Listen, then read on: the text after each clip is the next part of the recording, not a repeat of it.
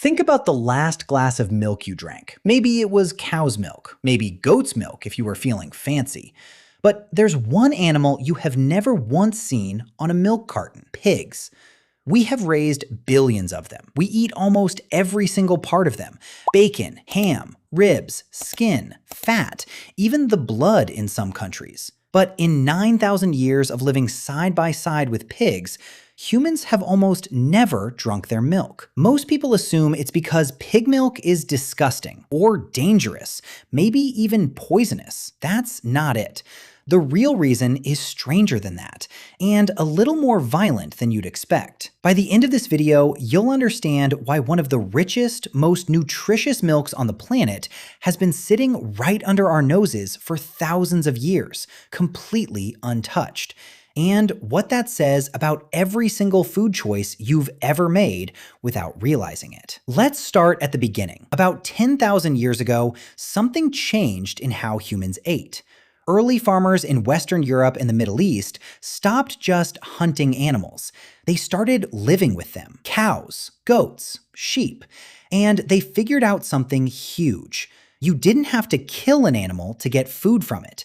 You could just milk it again and again for years. That single idea built entire civilizations: cheese, yogurt, butter.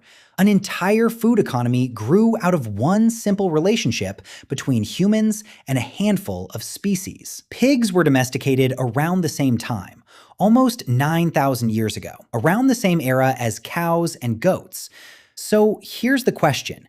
If humans figured out milking that early and pigs were right there the whole time, why did we never add them to the list? Here's what's fascinating. It's not because nobody thought of it. People tried. For centuries, in scattered pockets of history, someone always tried.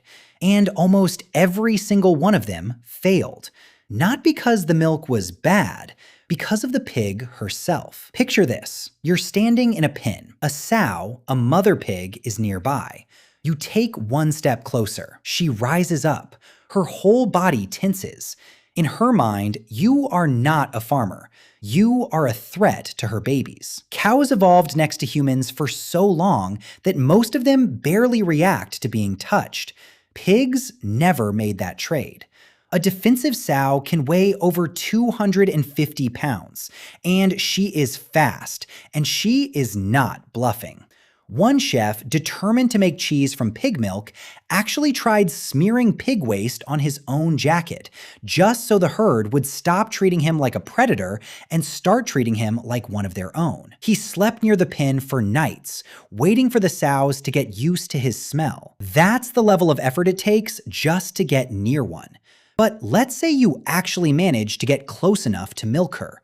You're not done yet, not even close. Here's where it gets almost unbelievable. A cow has 4 teats, easy to reach, easy to milk. You can sit under one for 10 minutes and get a steady stream the entire time.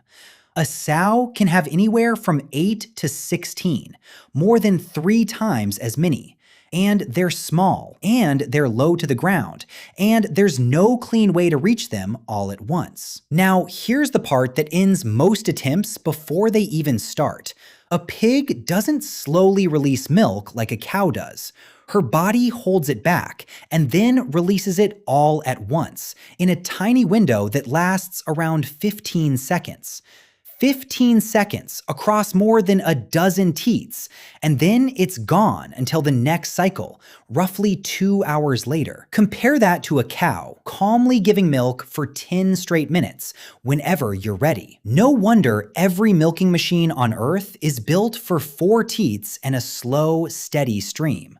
Nobody has ever built a machine for a 15-second sprint across 16 points at once. It's not that the technology is complicated, it's that the biology makes it almost pointless to build. But surely, if you pushed through all of that, it would be worth it, right? Here's where the math gets brutal. A dairy cow can produce around 65 pounds of milk in a single day. A sow, even under ideal conditions, might give you 13. 5 times less milk from an animal that's 5 times harder to approach, using a body that's built to stop you after 15 seconds. Add that up across a farm with hundreds of animals, and you're not looking at a dairy business. You're looking at hundreds of hours of risk for a fraction of the reward. So is that it? Just economics and an angry mother? Not entirely, because here's the twist almost nobody expects. Pig milk isn't bad. It's actually better than what you're drinking right now. It's not poisonous. It never was. That old myth has been debunked over and over. It's completely safe for humans. In fact, it's more than twice as rich in fat as cow's milk. It carries more protein, more natural sugar. Scientists who've studied it describe it as one of the most nutrient-dense milks that exists in nature. The handful of people who've actually tasted it describe something bold, strong, almost gamey, stronger even than goat's milk. Not unpleasant, just unfamiliar. A flavor your tongue has simply never been trained to expect. So picture what almost happened. A parallel version of history where pig cheese sits next to cow cheese in every store, where pig milk lattes exist, where an entire dairy category, richer than anything you've tried, just quietly grew alongside everything else. It never happened. Not because the milk failed us, because we couldn't get close enough, often enough, for long enough to make it worth the danger. And here's the strangest part of all. A few people never stopped trying. Right now, in a small farm in the Netherlands, someone still hand milks pigs. Every 2 hours, for about 30 seconds, they crouch down with tiny cups because no machine can do the job. From 4 people working at once, they might collect enough for a single wheel of cheese. In a corner of the UK, another small dairy does the same thing, by hand, by patience, producing a product so rare that most people will live their entire lives without ever tasting it. Not because it's illegal, not because it's dangerous to eat, because getting it out of the animal is one of the hardest things you can attempt in modern farming. So what really killed pig milk before it ever began? It wasn't the taste. It wasn't the safety.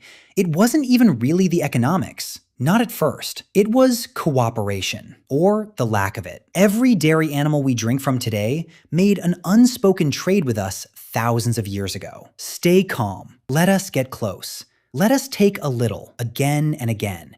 And in exchange, we'll feed you, protect you, keep your bloodline going for millennia. Cows made that trade. Goats made that trade. Sheep made that trade. Pigs never did. Not because they're less intelligent.